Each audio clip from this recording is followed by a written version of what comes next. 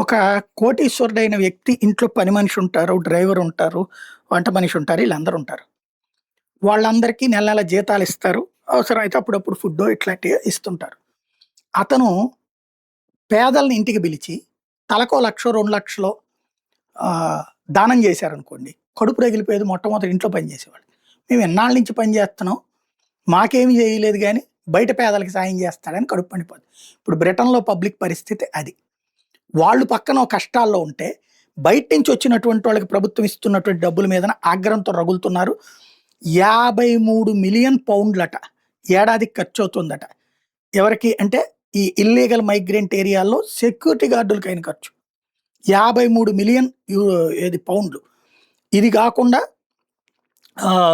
ఇంకొక కుంభకోణం ఏంటంటే 235,000,000 పౌండ్లొచ్చేటప్పటికి ఈ శరణార్థుల్ని ఎలా చూడాలి అన్న దాని మీదన సలహాలివ్వడానికి అలాగే ఎలిజిబిలిటీని డిసైడ్ చేయడానికి ఖర్చు పెట్టారట. 19,000,000 పౌండ్లొచ్చేటప్పటికి ఇంటర్ప్రిటేషన్స్ కోసం ఖర్చు పెట్టారట. అంటే వాళ్ళ దానికి భాషలు అర్థం చేసుకోవడానికి వీటికి. 16,000,000 పౌండ్లొచ్చేటప్పటికి డైరెక్ట్ హ్యాండ్‌ఔట్స్ కిందన ఇచ్చారట.